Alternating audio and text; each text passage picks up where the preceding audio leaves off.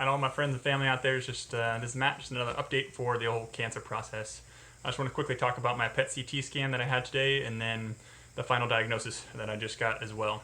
Yesterday I got home from the hospital, and it was a great feeling to finally get home. I am not being poked anymore consistently, no more blood's being drawn, no more IVs are being made, so I feel much better.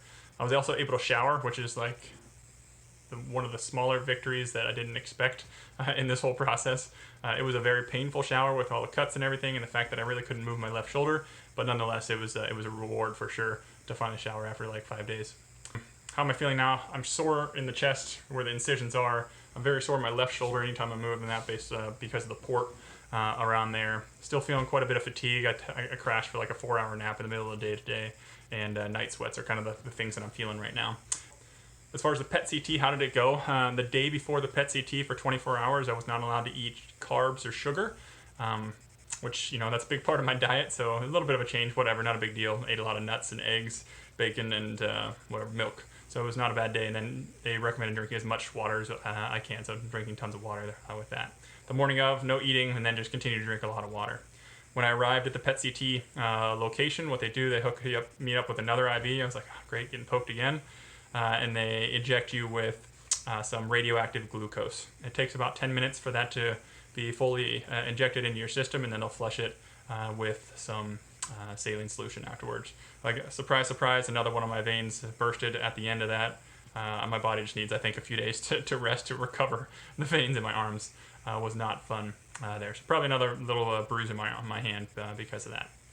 All right, so after you get the radioactive glucose inside your system, you go sit into a quiet room where you're not allowed to read, you're not allowed to talk, and you need to just rest for 45 minutes to an hour. That allows that sugar, that glucose in your body to go to the cancer cells, as opposed to going to your brain if you're working your brain a lot, or your eyes, or if you were to work out, it would go to your muscles. So you don't want to get false positive results out of the test. So that's the whole point of that. So after that 45-minute to an hour period, we went to the actual PET CT machine. They had to do 2 scans. They did an upper body and a lower body scan in order to get everything fully scanned for me there. Each scan takes about 20 to 30 minutes. Overall, the entire process, I was there for about 2.5 to 3 hours today. Now that I'm done, though, I'm not allowed to be around little kids or pregnant women for 24 hours. With that being said, I do not have glowing pee like some people have asked. I'm not glowing green in any weird way. I am radioactive right now, though. That's why I can't be near those people. However, I do feel like I do have a new superpower, and it's the ability to crush cancer. You can call me Matman. That'll be my superhero name. Cool. They did give me the CD with my images. I popped it in the computer. I was hoping to be able to decipher it. I wasn't able to really work the imagery to try to show you where the cancer is. Overall, I did get the final diagnosis from the biopsy from the lymph node in my neck. They came back. My flight doc called, and she said I have nodular sclerosis, Hodgkin's lymphoma, which means traditional Hodgkin's lymphoma. This is what we were hoping for and what we expected. But to be honest with you, it was kind of hard to take the news. I was kind of sad and angry at the same time. It took me maybe a couple hours to kind of cope with the feeling of the final diagnosis. I think it was the fact that maybe it just got too real finally. Like, oh wow, I definitely have cancer, and this is definitely what I have. So mentally kind of working through that, talking to my friends and my family, kind of being down on myself. But now I'm on the up and up, and I'm ready to positively kill this enemy now that we have ID'd exactly what I need to kill in my body.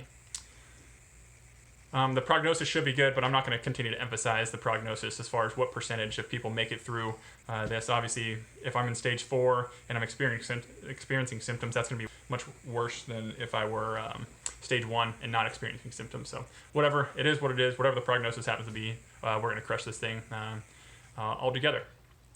Cool. What do I have tomorrow? I'm going to have my bone marrow biopsy to further kind of stage where this cancer is. That'll kind of dictate how far we can expect the chemotherapy treatments to go. And then I'm also going to discuss when we're going to exactly start chemo with the oncologist tomorrow. So thanks for all the support, guys. I'll continue to update you with how it goes tomorrow. And yeah, again, appreciate the love, and I love you guys. Talk to you later.